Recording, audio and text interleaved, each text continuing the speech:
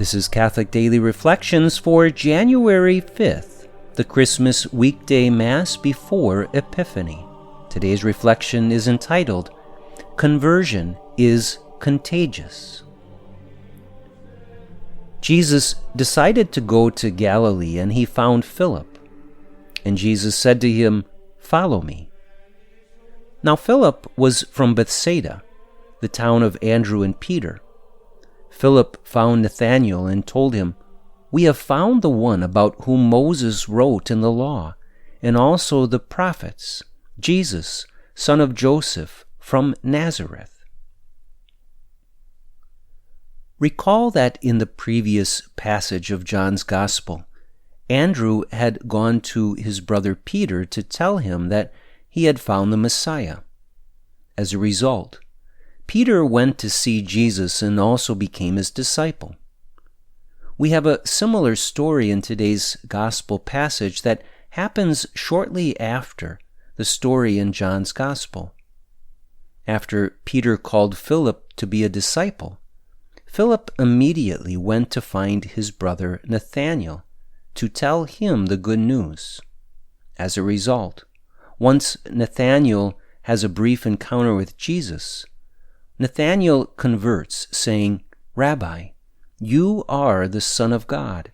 You are the King of Israel." In a sense, we can say that conversion is contagious. Once God calls a good and humble soul to follow him, and that soul responds, that person is almost always compelled to share their conversion with others whom they love. And when they share the conversion of their heart with another, their loved one will often become intrigued themselves, possibly even converting. Conversion is indeed contagious. This is because when we come to know God, fall in love with him, and choose to follow him, the joy and conviction of our conversion of heart are things we naturally want to share with others. We want others to experience the spiritual peace and joy we have found by discovering Christ with us. So this begs the question, has your love of God affected others in your life? If the answer is yes, then this is something to be grateful for. But if the answer is no, then perhaps it's worth pondering why not. Though it may not at all be your fault, it's good to examine whether you have first allowed yourself to truly experience a deep conversion to Christ, and then to ponder whether you have been open to sharing your heart with others. So begin with the first question. Have you allowed yourself to truly go through a conversion to Christ?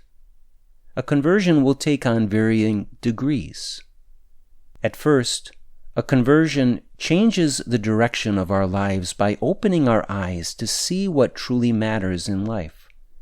We discover the glory of God and the fulfillment that comes from embracing his will. When this happens, the initially converted soul will often begin to turn from all serious sin, to pray, to read the scriptures, and to manifest these changes to others. But conversions are not only a one-time event. St. John of the Cross, for example, goes to much length to explain that as a person advances in the life of holiness, there will be a time when they must go through a whole new conversion. Their following of Christ will draw them to another and more profound change in life. Don't be content with only an initial conversion. Seek also the ongoing process of change that is required by a commitment to follow Christ. As for the second question, whether or not your own conversion has inspired those you love to follow Christ, simply pray that God uses you as he wills. Be open to him. Do not be afraid to share your heart, and work to allow the joy of following Christ to radiate from your own life. If others are open, then God will touch them through you.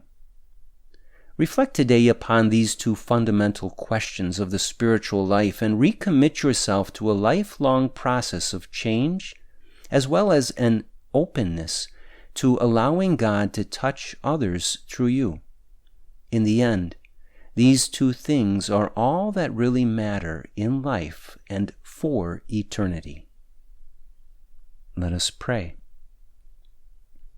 Lord of all holiness, please continuously draw me closer to you. Help me to convert in my life, to turn from all sin and to choose to follow you with all my heart.